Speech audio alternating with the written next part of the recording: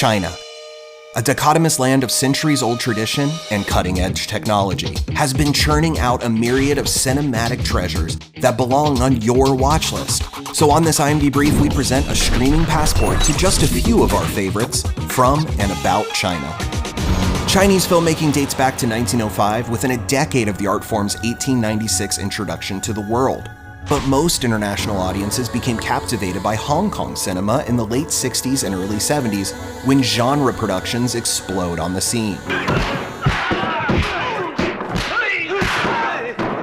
Bruce Lee's Kung Fu fight fests and the visual wonder of martial arts movies are signatures of this period of Hong Kong cinema. And our first watchlist pick is an early example of blood-soaked blade brandishing, 1967's The One-Armed Swordsman, available on Prime Video. And miss all the fun? Soon after its release, superstar Wang Yu, aka Jimmy Wang Yu, and the titular swordsman grabbed worldwide attention, spawning sequels, spin-offs, and even a crossover with Japan's Kenjutsu king, Zatoichi, the Blind Swordsman. And the wuxia, or martial heroes genre, is alive and well with modern masters like Zhang Yimou, adding a razor-sharp spin to his visually stunning Shadow from 2018.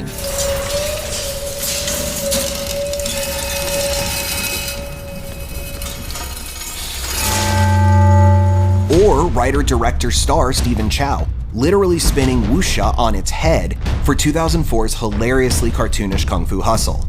Both are totally watchlist worthy and streaming on Netflix. Yeah, you won't want to miss this.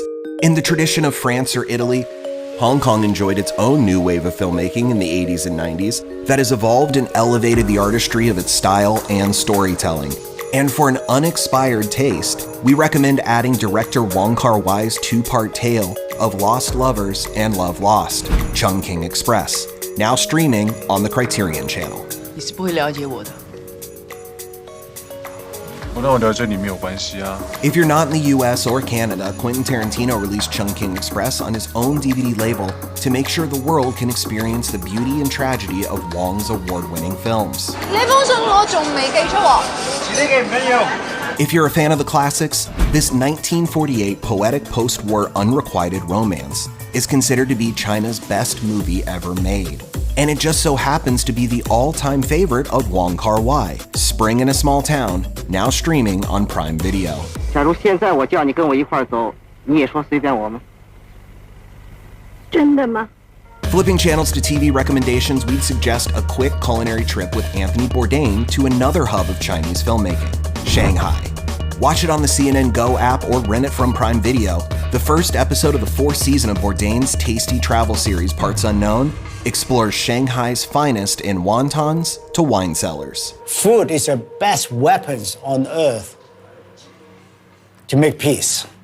It's the food, and it's the train. We have better peace on earth. For the less urbane approach to culture, Stephen Merchant and Ricky Gervais dispatch their friend/punching bag Carl Pilkington to walk the Great Wall in the premiere episode of Sky One series An Idiot Abroad.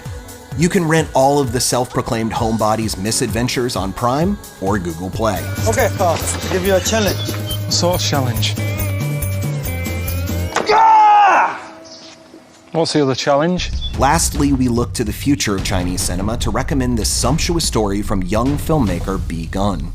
Long Day's Journey into Night is a haunting mystery about a forgotten affair in the city of Kaili, and it combines a Chinese sensibility with Western influence and a passion for video games that culminate in a mind-blowing, unbroken 59-minute final shot that was projected in eye-popping 3D.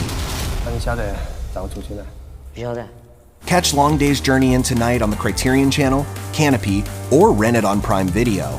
And for more streaming passports and trending tales, stay glued to imdb.com/imdbrief.